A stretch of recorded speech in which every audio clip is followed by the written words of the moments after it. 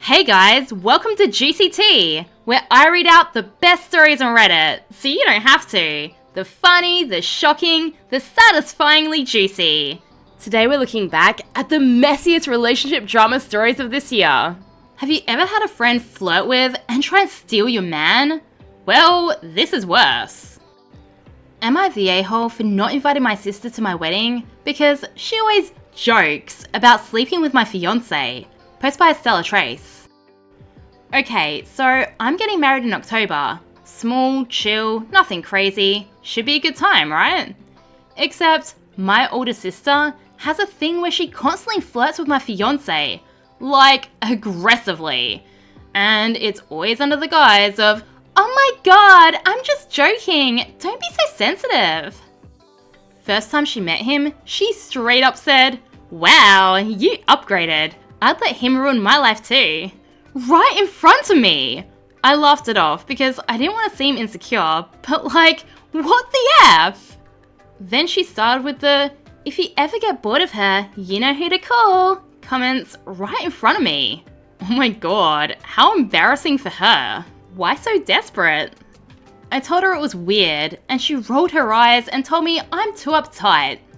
She's made so many little jabs, like, I saw him shirtless once. Damn, girl, you got lucky. If you die first, I call dibs. And too bad you got to him first, lol. Like, it never ends. My fiancé thinks it's awkward, but tries to ignore it. He's not flirtatious back, but he also doesn't really shut it down either. Just gets uncomfortable and laughs nervously. That's not his job, it's yours. She's your sister, you need to handle it. You're putting him in a really awkward position where he can't really defend himself because it will start drama with your family. But he also can't just avoid her because again, it's your family. Last weekend was the last straw. We were at my parents' house and I left to grab something from my car. When I came back, I heard her saying, and I swear I'm not making this up, I mean, if you're having second thoughts, I'm always available. Just kidding. Unless that was real. That's not a joke anymore. That's a goddamn come on.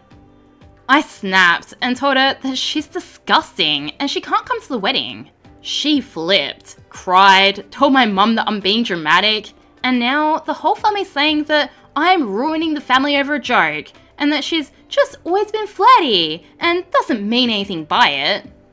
Maybe her flirtiness is what's ruining the family. Did they ever think about that? I don't even care if she meant it or not anymore. I just don't want that energy around me when I'm getting married. But now it's this whole thing, and I'm apparently the villain for excluding her and making it a bigger deal than it is. Am I the a-hole for uninviting her, or is this actually insane? Because at this point, I feel like I'm losing it. You said it, you don't want that energy at your wedding. And what about your poor fiancé, who has to deal with non-stop sexual harassment? Personally, I feel like it's gone well past keeping the peace. At this point, just make really loud comments about what a desperate, gross creep she is whenever she starts making inappropriate comments to your partner. Tell her she better keep her hands to herself if she doesn't want to end up in jail with all the other pervs. And if anyone calls you out, just say, it's a joke. God, don't be so sensitive.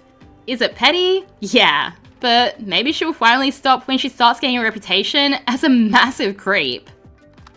My husband and his two friends peed in the hot tub while I was sitting in it with them last night. Post by throwaway.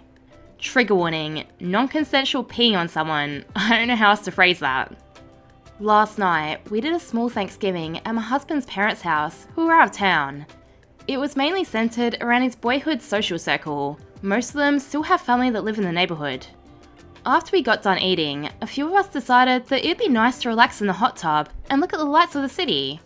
We'd been in maybe 5 minutes, and my husband said, everyone ready? His two friends gave thumbs up, and in succession, they each said done. My husband's friend Scatchum said done last, and then they all started laughing, and the other two said, okay, we'll buy the next round. It was an obvious inside joke, so I asked them what they meant, and they started laughing and explained the hot tub pee game that they'd been playing since they were about 5 years old. I wanted to throw up. and asked if they'd seriously all just peed in the hot tub. And my husband said, yeah, it's no big deal. I was disgusted, so I got out and took an hour-long shower and went to sleep in his old sister's bedroom and decided that I didn't want to talk to him until today. Today, I calmly approached him and tried to explain how dirty he made me feel, how unsanitary it was, and how, while I appreciate that he's had these long-running rituals with his friends, he needs to stop the ones that would have made him laugh in middle school, and for certain leave me out of them. All he keeps saying is, relax, you're making way too big a deal about this.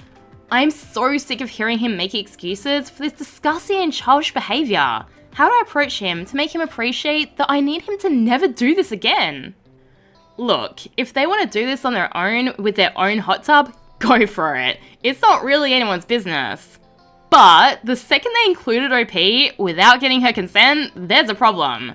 Like, I'm pretty sure this counts as assault. Just a general rule of life, don't put your bodily fluids on anyone without their consent. Easy, right?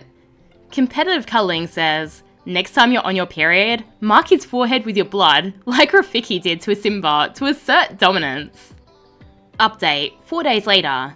We spent the whole day fighting about not only how it was disrespectful, but how he refused to even acknowledge my issues with literally being peed on. Around 10 PM, I told him that if he said, you're making way too big a deal about this one more time, I was gonna file for divorce. Well, he said it again, almost like he was daring me. My mum and I are going to talk to an attorney today. My dad is a partner in his accounting firm and thinks that since we're young and don't really have much, the divorce should be really quick and simple. My soon-to-be ex-husband has tried to call God knows how many times to apologise, saying that he gets it now, but it's way too late for that. It was too late for that when he and his friends did the initial act. I have more self-respect than that. Seriously, was losing your wife really worth this gross little game? Dude's definitely not mature enough to be married. Hopefully next time he won't, pee on his wife with all his friends? How is this for real?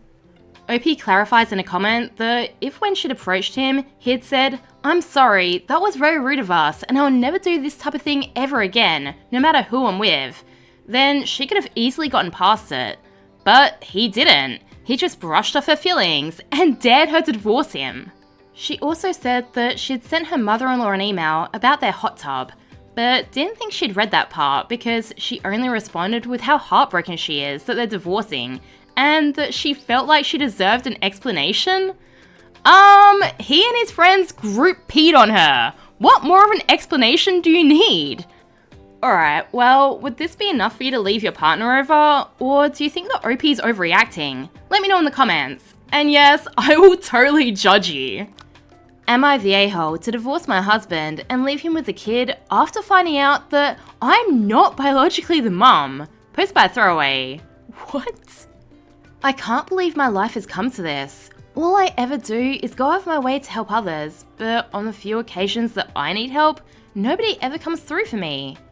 I, 36 female, have been with my husband, 35 male, for a total of almost 10 years, married for 7. We had what I thought was my child by a surrogate over 2 years ago, because after 4 years of trying to conceive with no success, despite medical interventions, it turns out that I'm unable to carry a child to term. I had always wanted to be a mum. Devastated is an understatement regarding how I felt when I found out that I have a medical condition that would make it nearly impossible to carry a baby to term.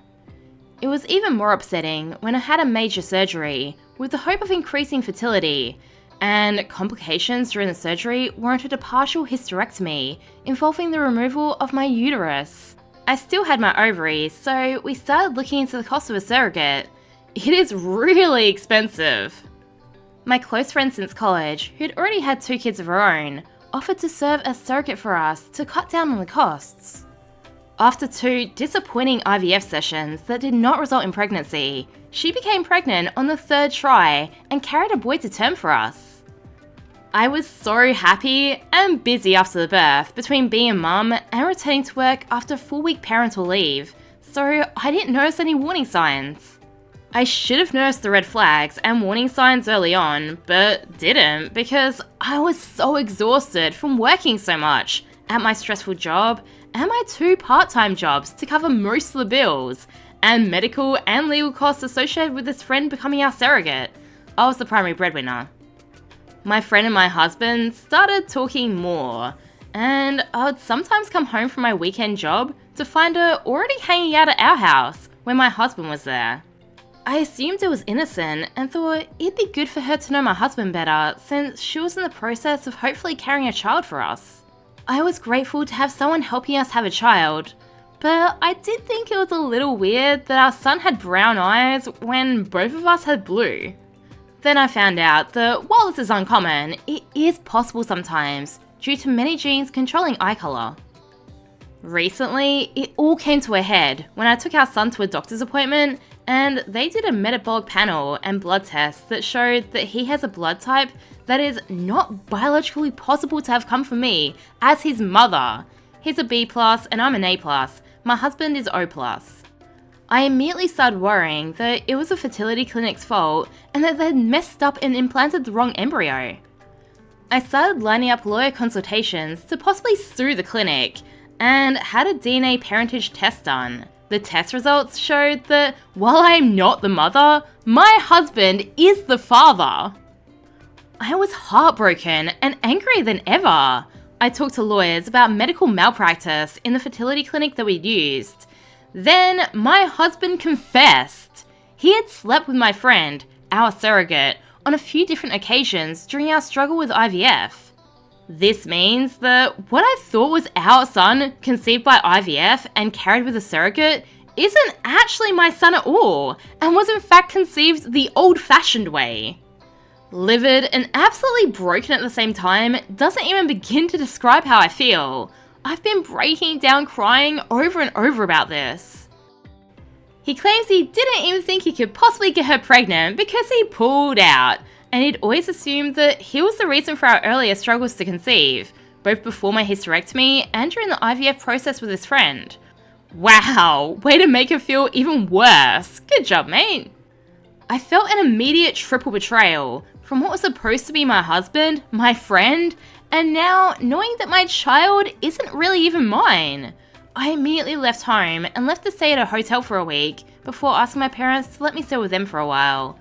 I left our son with him. So messy. Like, does he even count as her son now? Legally, the so-called friend could probably demand legal rights as the mother, given he is hers biologically. She conceived, carried, and birthed him without IVF. But Opie mentioned earlier that she's been working extra jobs to cover the medical and legal costs of having her as a surrogate. So can Opie sue her for that? Is that like fraud or something? I am now filing for divorce because he cheated and betrayed me in the worst possible way. I've also cut off my friendship with my friend, the surrogate, and feel afraid to trust anyone now. I've seen a divorce lawyer to see about giving up my legal rights to this kid, so I don't have to face such betrayal or owe child support. Oh my god, I didn't even consider that she might have to pay child support for a cheating ex as a Fairchild. Can you even imagine that? My husband and my friend/surrogate admit that they were wrong and keep apologizing, but also called me immature and heartless to just give up on my son like that. What? Immature and heartless? He's their Fairchild. They're gross for having an affair, and absolutely ridiculous for expecting you to mother their affair baby. Oh my god, if this isn't a time for public shaming, I don't know what is. My parents also say that I can't just give up on the kid that I went through so many legal and medical hoops to have. But you didn't have this kid. It has nothing to do with you. You may as well just adopt at that point. At least it won't be a cheating ex as a Fairchild. And that kid deserves to be raised by someone who isn't, very understandably, gonna resent him for what his parents did. When I told them that I refuse to stay in a cheater marriage and I'd rather adopt someday with a better, more trustworthy partner, they told me that I was wrong and that maintaining my parental rights isn't much different than if I'd adopted outright. They said that it isn't blood that makes a family. Well, they're right on that point. It's respect, loyalty, and love. All the things her husband has shown that he lacks. They agree with me divorcing my cheater husband, but keep telling me that I'm making a mistake by giving up my parental rights. Some of my other friends agree with what I'm doing. A few admitted that they wouldn't be big enough to swallow their pride and care for an affair baby, or to see daily reminders of my friend/surrogate's betrayal every time they look at her son. Yeah, see, this is what I'm saying. You don't think the kid will sense that, even if she does try her best to not let him see any of the resentment? And this whole thing is just because the husband and her so-called friend don't want the responsibility of raising their own child. They're the ones being immature and heartless. I just want a clean break, a fresh start. I'm also looking at relocating several states away. Am I the a-hole for giving up my parental rights in a divorce because a kid I paid a lot of money to have born by surrogacy isn't biologically mine at all, but the surrogates? Absolutely not. Very easy not the a-hole. You should also sue for the money you spent on the medical costs of a pregnancy and birth, since you did so under false pretenses. And any money you paid her to act as your surrogate, cause she didn't actually surrogate for you at all. That was just her kid. Update. Okay, just a heads up, this isn't the I sued them into the ground and right off into the sunset happy update that I think we're all hoping for. I'm not staying and I'm not caring for him anymore. In the end, I wasn't even offered a choice in the matter, which is why I keep telling myself that I shouldn't want to, and I've kept myself aloof towards the boy that I thought was mine. I have no legal rights anymore because she fought to get her son back. I'm actually a lot more upset about losing this child than I presented in my post, and I'm realizing more and more with each passing day. The choice wasn't mine, and I lost. I posted that I wouldn't want to be the sucker raising someone else's kid as more of a cope than anything. She got to have her kid, he left me, and now I'm stuck with nothing. In the comments, she also reveals that this wasn't his only affair. She found out that he'd been cheating on her for most of the time that they'd been trying to get pregnant. And he blames her working so much and paying for everything and her obsession with trying to get pregnant as what pushed him to do it. Any excuse, right? Cheaters will always find an excuse to cheat. I know this update sucks, but I really do think OP will be okay. She now knows who her real friends are, who she can count on, and she can leave these toxic cheaters behind. She can now move on with her life. Perhaps she'll meet a decent, trustworthy guy, and adopt a kid who she can fully love, without any lingering resentments. It's dark now, but I'm betting that she has a bright future ahead of her. Her ex, on the other hand, he had it made with her. She not only covered all their bills, but by the sounds of it, took care of most of the childcare too. God, he shot his golden goose. He's gonna regret that. And her so-called friend is stuck with a serial cheater. Good luck with that. I hope we get an update one day of her just living her best life. And if we do, make sure to subscribe so I can share it with you. My 21 female, boyfriend, 24 male, opened up our relationship. Now that I've finally found someone, he wants to close it. Ah, a story as old as time. I come from a small town where everyone knows each other. I was raised in a very strict Catholic household. I was pretty sheltered growing up. No dating, no parties, none of that stuff. So when I moved to the city for college, it was a whole new world for me, and I had total freedom. That's when I met my boyfriend. He's a little older, and honestly, the most amazing person I've ever met. I always get anxious when someone says that. He taught me so much about life, love, and made everything feel exciting. I was completely over the moon when we became a couple. We've been together for 3.5 years now. I had so many firsts with him. Naturally, I assumed we'd get married. He was my one and only.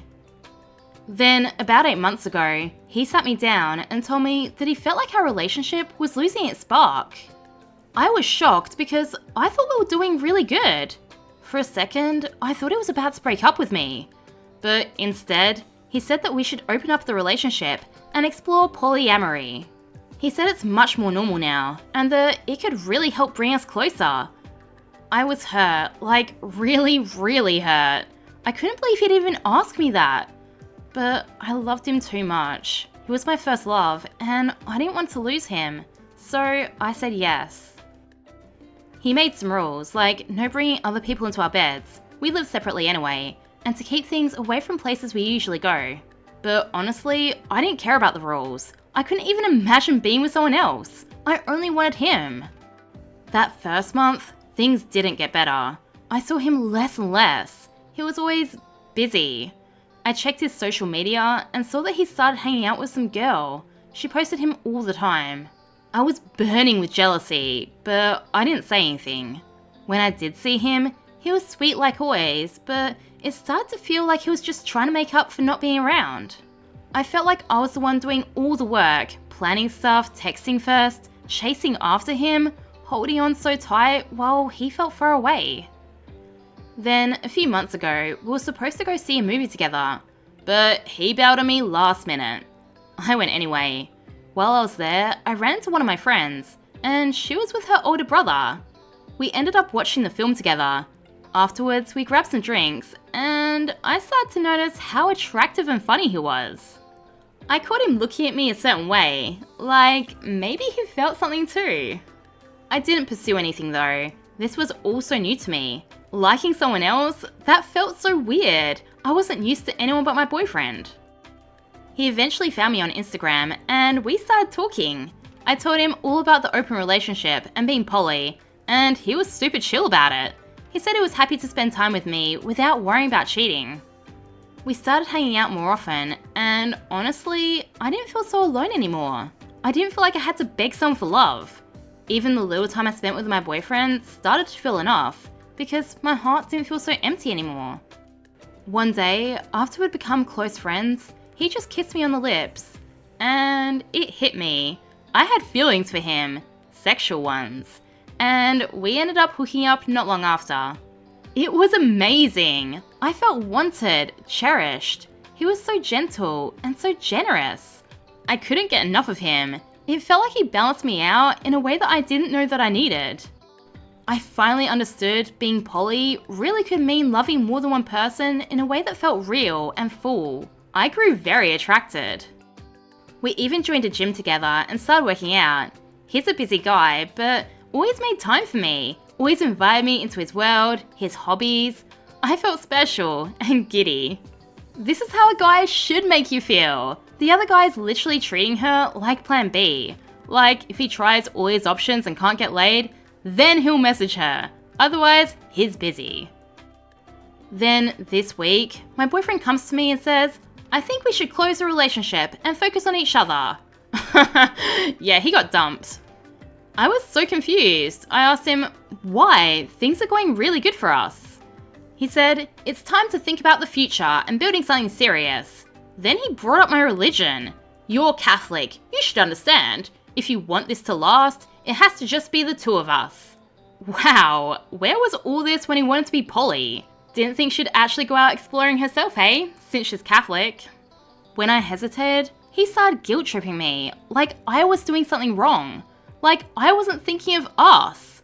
I love him, I really do, but now I just feel confused. I feel upset.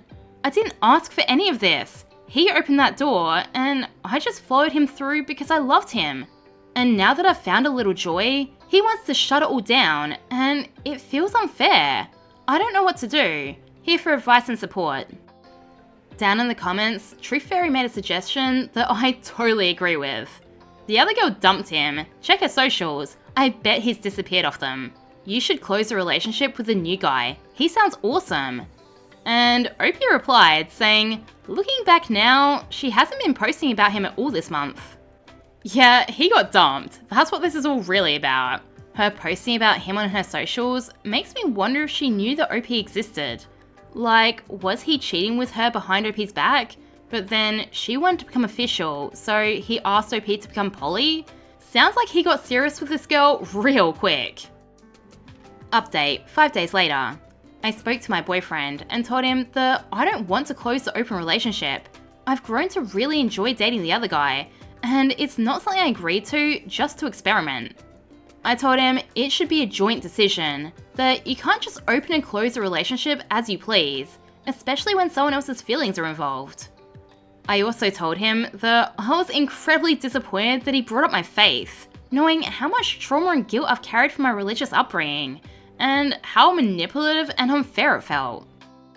He didn't respond to my comments about religion, but instead said, "If you want a future with me, then this needs to end, or we're done."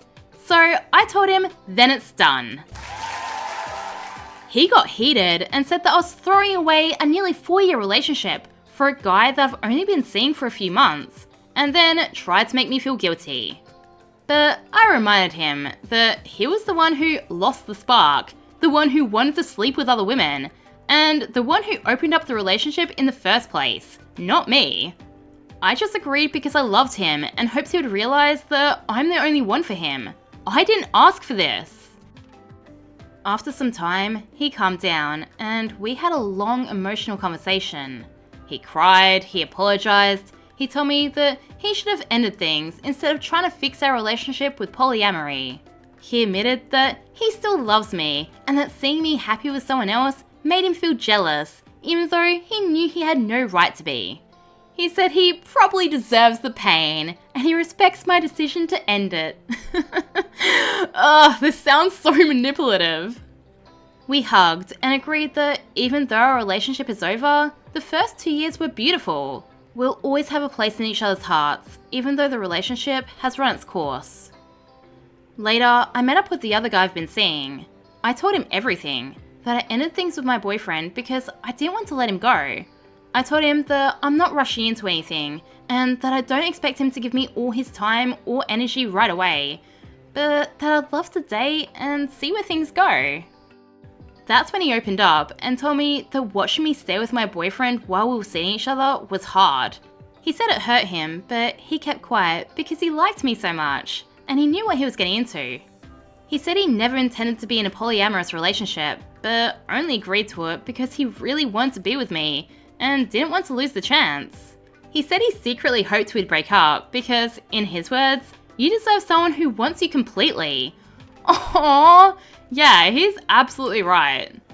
He said he likes me a lot, sees a future with me, and wants to date just each other for now. We're not rushing into anything exclusive, but we've both agreed to not see other people and see how this naturally unfolds. So, even though I'm mourning the loss of my first relationship that meant the world to me for so long, I feel hopeful. I feel like I'm stepping into something new, something healthy, something that only involves just 2 people. Oh, I love stories that have a happy ending. So rare on Reddit. On that note, thanks for watching and have a great rest of your day. See you next time.